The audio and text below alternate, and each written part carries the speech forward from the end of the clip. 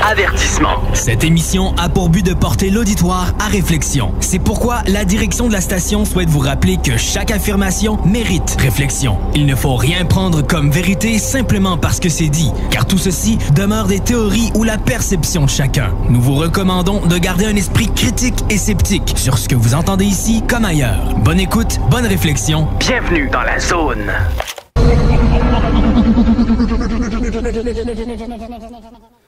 Alors, nous sommes de retour avec Roger Larivière. On est à Zone Insolite. La réalité est ailleurs. Alors, Roger, on était sur la visite de Madame Nancy Warren. Nancy Warren, Oui. qui interrogeait, un 25 décembre, interrogeait Frank Strangers pour justement... Ben, en fait, c'est que à la demande de Valiant Thor, qui était logé au Pentagone, dans son bureau, il a demandé cette dame-là... Nancy Warren, en passant, c'est un nom d'emprunt là, pour protéger son identité. C'est une fonctionnaire du gouvernement. Et puis, elle est allée chercher Frank Strangers. C'est arrivé le 24 décembre 1960. Mhm. Lui, il est en train de faire ses prêches. Il prêchait, c'est un évangéliste. Et puis, il était dans une salle immense. Il y avait peut-être 2000 personnes qui étaient ce que Frank Strangers parlait. Et sur la scène, il y avait une photo... Sur la scène, il y avait une photo de Valiant Thor. Là, je saute un peu les étapes. Là. Mm-hmm. Il y avait une photo de Valiant Thor, une affiche. Puis, il prêchait Jésus-Christ. Et en disant aussi qu'on n'est pas tout seul sur la Terre, il y a d'autres univers, et là. Mais là, lui, il connaissait déjà cette histoire-là? Parce que, ouais, là, je saute un petit peu les étapes, là. C'est que la photo a été prise par un photographe, OK? Mm-hmm. Là, on va faire une récapitulation, on retourne un petit peu en arrière, puis on reviendra avec Frank Strangers par la suite. OK. La photo, le poster qui était affiché de Valiant Thor, ça a été pris par le photographe August Charles Roberts, mm-hmm. qui était un photographe qui était très populaire dans ces années-là. Il a travaillé un peu pour le Pentagone, pour le service militaire, et puis il s'intéressait beaucoup à l'ufologie. Je te dirais même qu'il était un côté ufologue, mm-hmm. Mais surtout photographe. Alors, il a aidé aussi Wendell Stevens, qui est un militaire qui est à la retraite, puis qui enquêtait sur d'autres contactés, puis il prend des photos authentiques de ces objets-là. Et puis, pour revenir à la photo de Valiant Thor, c'est la fameuse photo emblématique qu'on voit Valiant Thor et ses deux associés dans la cour arrière de Howard Manger. Mm-hmm. Howard Manger est un contacté qui rencontrait des Vénusiens depuis tout petit, depuis son enfance, là. Et puis il disait qu'il y avait des Vénusiens qui venaient chez lui parce qu'il donnait des conventions. Les conventions, là, c'était à l'époque des chaises... tu te rencontres jardin, là. Tu te rencontres jardin, mm-hmm. Et puis les gens s'assoyaient alentour, puis il y a quelqu'un qui prenait la parole. Et puis les gens, à l'époque, ces chemises, cravates, les belles robes longues, c'était... À l'époque, c'était comme ça. Mm-hmm. Et puis, August Roberts, qui est le photographe, était là. C'était un ami d'Howard Manger. Puis il disait qu'il y avait des Vénusiens parmi nous. Mm. Puis le photographe a commencé à prendre des shots... du groupe qui était là. Du groupe, mais surtout, il sentait qu'il y avait 3 personnes qui étaient différentes des autres, mm-hmm. malgré qu'il y avait une apparence identique à n'importe quel être humain. Ouais. Mais il y avait il dégageait une vibration, puis ça se sentait, là. Okay. Et puis, Howard Manger a nommé son nom. Il a dit, ici, vous avez Valiant Thor. Et, Puis lui, il avait eu ce nom-là de quelqu'un qui... c'est Howard Menger qui l'a révélé. Ah oui, d'accord. OK. Ça a été révélé à Auguste, au photographe, August Roberts, parce qu'il y avait eu un journaliste de Highbridge, ça c'est au New Jersey, qui a fait une entrevue avec le photographe, puis qu'il avait révélé l'information comme quoi que son ami Howard Menger, il avait révélé qu'il y avait des Vénusiens qui arrivaient vraiment de l'intérieur de Vénus, et puis qui ressemblait exactement à nous. Aucune différence, sauf qu'il dégageait une vibration. En leur présence, il ressentait quelque chose. Oui. Mais est-ce que c'est tout le monde qui le ressentait ou c'est juste lui qui le ressentait? ressentait? Je ne pourrais pas te dire. Okay. C'est pas mentionné dans le témoignage du photographe. Et puis, lorsqu'il a pris des photos, il a appelé... Je pense dans des jours, souvent, il a appelé le révérend Frank Stranges chez lui. Il l'appelle, il lui dit « Écoute, Frank, tu ne croiras jamais, j'ai pris des photos de Vénusiens, ils sont exactement comme toi puis moi. » Puis Frank, au téléphone, lui répond « Qu'est-ce que tu as fumé pour... T'en as fumé du bon? » Il dit « Non, très sérieux. » Il dit « Amène-moi les photos. » C'était populaire, le pote, à ce moment-là? Ah, peut-être. Puis, fait que là, le photographe amène ses photos, puis il le présente à Frank Stranges. Puis il dit « Oh, wow! » Il dit « C'est du vrai, là. » Mais il a juste vu les photos. Alors, entre-temps, chacun part de son côté, puis Frank Stranges, il a fait faire une grande affiche pour montrer dans ses prêches, parce qu'à l'époque, il faisait l'évangélisation de Jésus-Christ. Mais il a cru tout de suite que c'était... Oui. Puis là, il faisait ses prêches devant une audience de 1000-2000 personnes, parce qu'il y avait beaucoup de monde à cette époque-là qui croyait en Jésus. C'est très catholique là-bas, l'évangélisation et tout. Le 24 décembre, il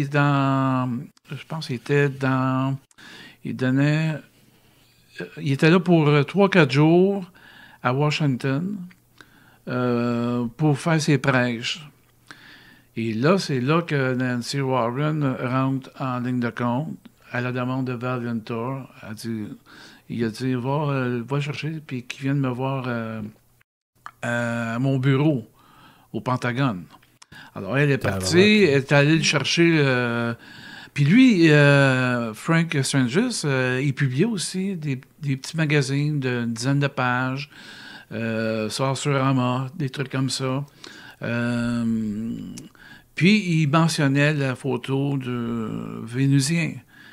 Puis là, il n'était pas tout seul, là. Il était à 2-3 prêcheurs, là, des évangélistes.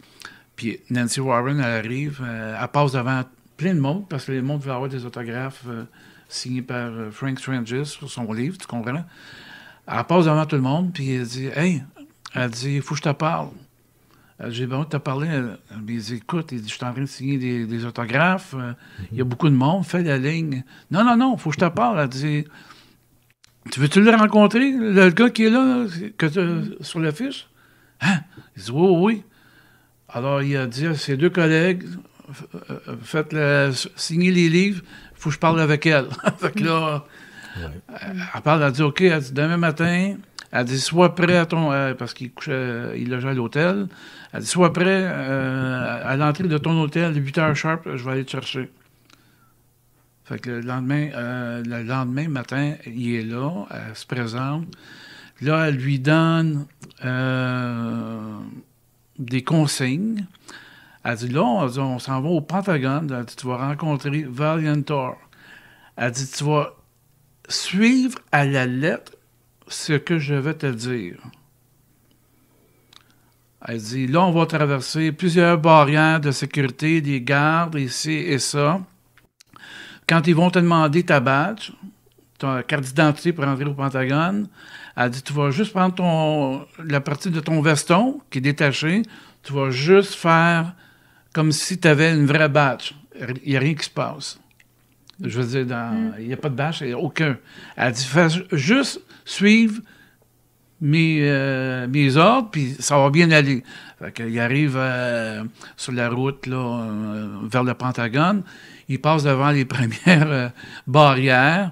Il demande les cartes d'identité. Il monte son veston. Il n'y a rien qui se passe. Mais ce qu'on ne sait pas, c'est que Valiantor, il est très intelligent. Il hypnotise les gardiens à l'entrée.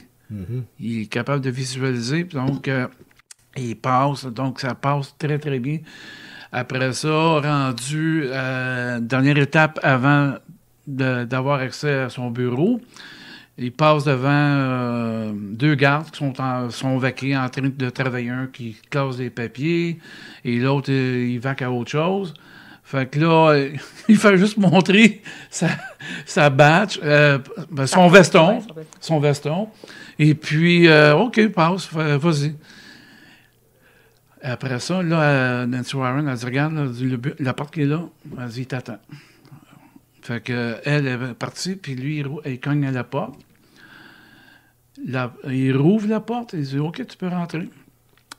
Et là, il voit Valiantor, qui est habillé en civil, veston, cravate, chemise. Puis lui, il regarde dans la fenêtre à l'extérieur. Il marche vers Frank Stranges.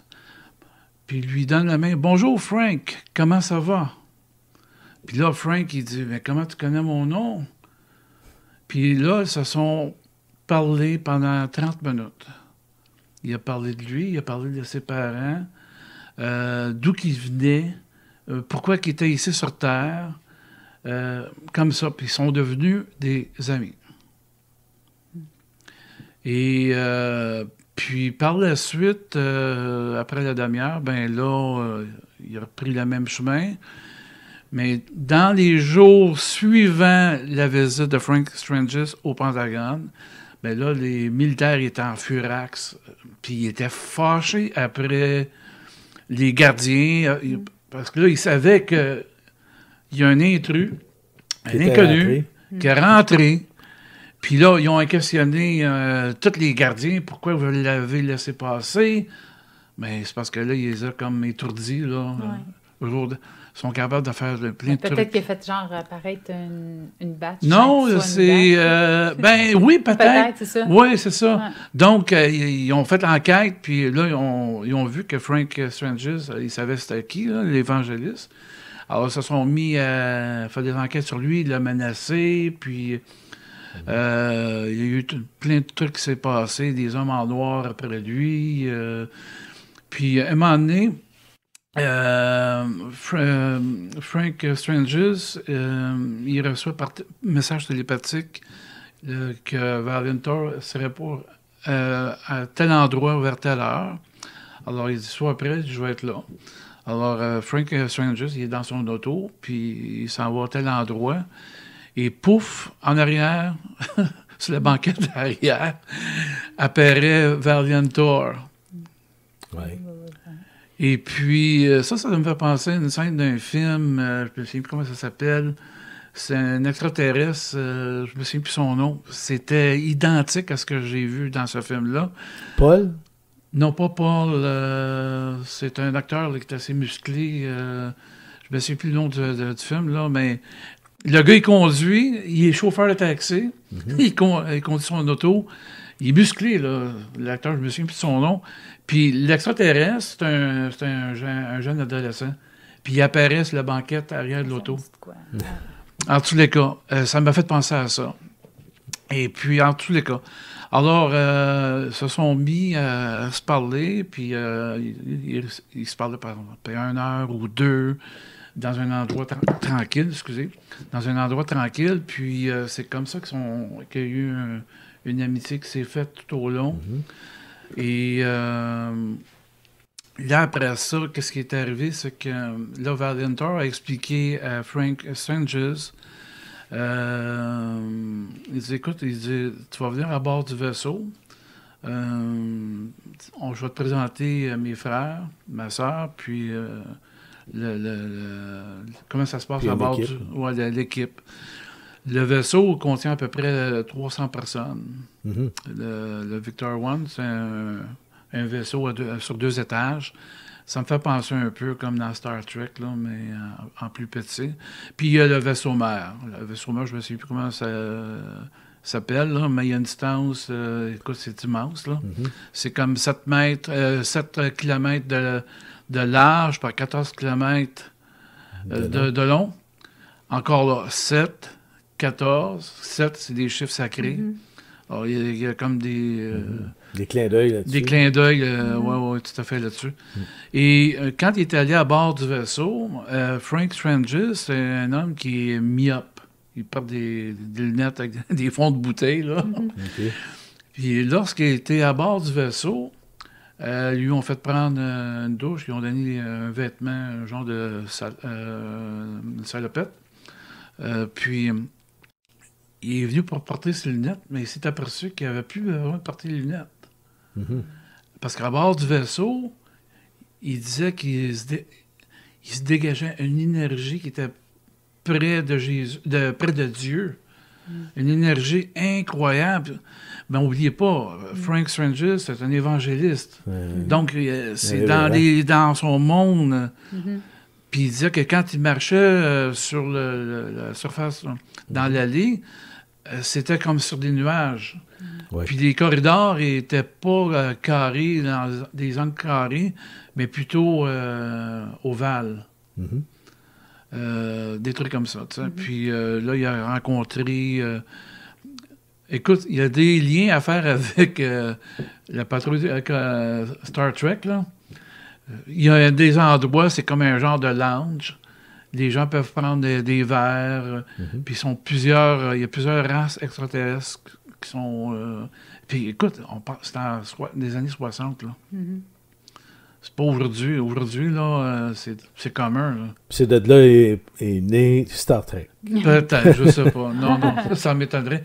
Mais c'est quand même étrange, là.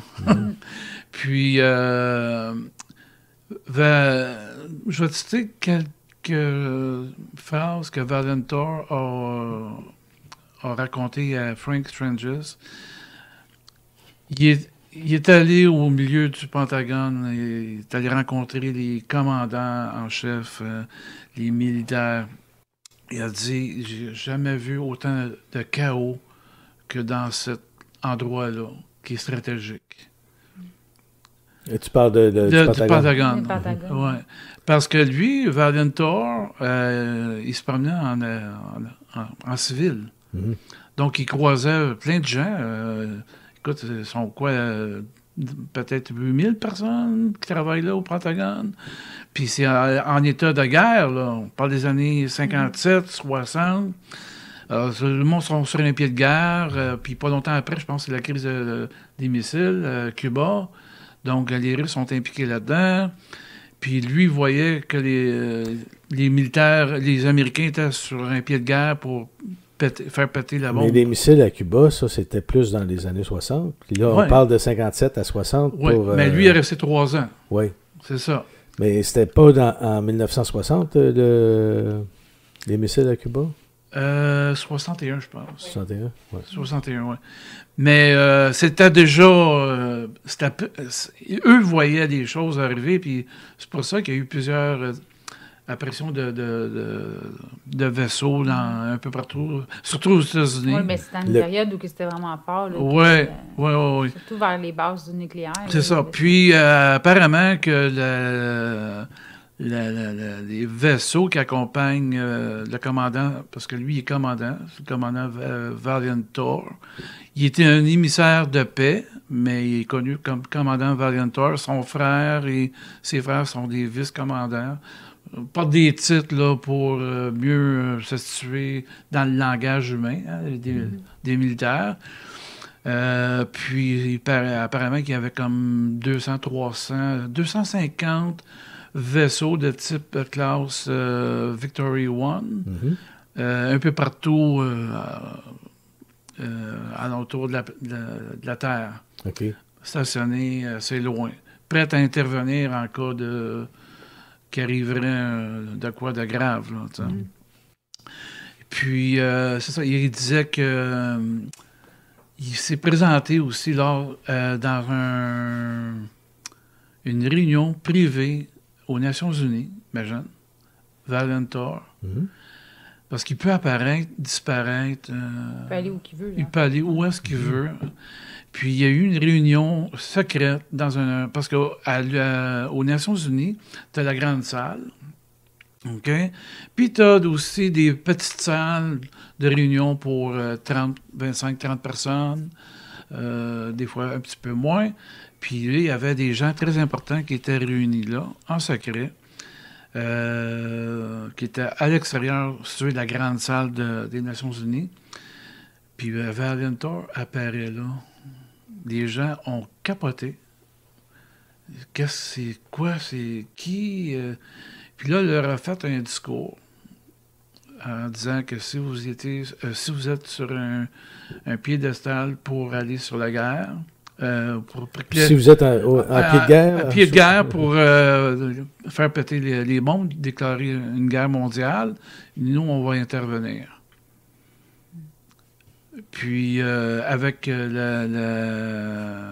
l'aide du Conseil galactique. Le Conseil galactique, ça ressemble un peu aux Nations Unies, mais dans l'univers. Il y en aurait plusieurs, apparemment. Plusieurs conseils. C'est immensurable, là, l'univers, comment ça peut être vaste. Et puis, il aurait passé, apparemment, selon Frank Stranges, Valentor aurait passé dans un média télévisé, mais on peut pas trouver une preuve de ça, mais on le voit apparaître, un moment donné, il intervient. Mais moi, j'ai fait des recherches, j'ai rien trouvé là-dessus. Puis, Frank Stranges, il est allé aussi à... Le vaisseau est situé à Lac Mead. Ça, c'est dans le désert du Nevada. Le vaisseau, il est là en permanence. Mais on le voit pas parce qu'il est invisible. OK. Et puis, les militaires ont voulu savoir... ils ont... Comment je te dirais? Ils ont menotté Valentor. Ils ont mis un sérum pour le faire parler. Apparemment il aurait dit à un des militaires, c'est une pique pour me faire parler. Ils vont retrouver tes cendres dans l'univers. Je ne sais pas si c'est vrai, mais j'ai lu ça. C'est pas mentionné dans le livre de Frank Stranges, mais Frank Stranges a donné des conférences un peu partout, puis il en dit encore plus dans ses conférences que dans le livre. Okay. Et puis, il a donné des conférences à Toronto, puis en Colombie-Britannique. Il a rencontré plusieurs Canadiens aussi, Valentor. Mais ces gens-là, on n'entend pas parler parce que on sait qu'est-ce qui arrive avec des gens quand ils se font... quand ils deviennent publics, bien là, ils se font harceler par les agents secrets. Valentor en sait quelque chose parce qu'il y a plusieurs gens avec qui il a rencontré, qui a parlé. Il leur donnait un appareil qu'eux pouvaient installer dans leur maison. Un petit appareil qui est gros comme une balle de golf.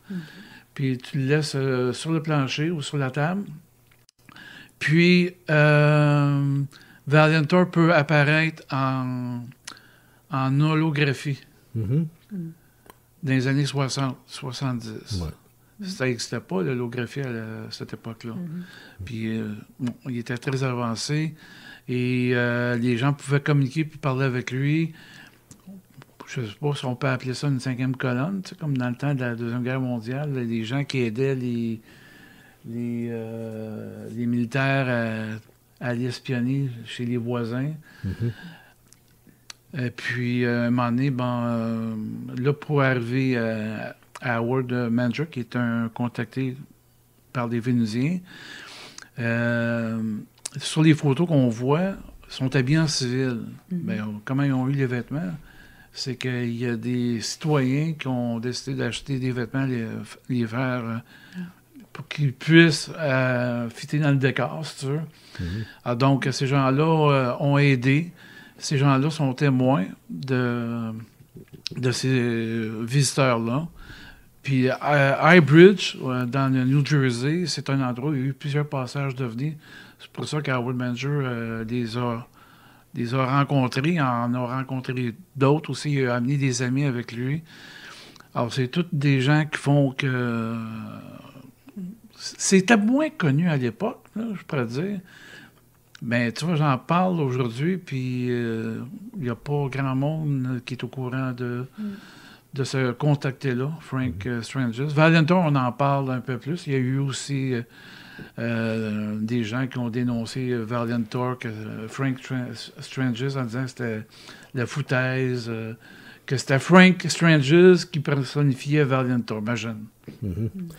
Bien, c'est sûr que les gens ont le droit de douter un petit peu. Ah, ben oui, tout à fait. C'est quand même assez extraordinaire, son histoire. Alors, on va revenir après avec notre invité, Roger Larivière, après cette pause publicitaire. CJMD 96.9. Branché sur Lévis.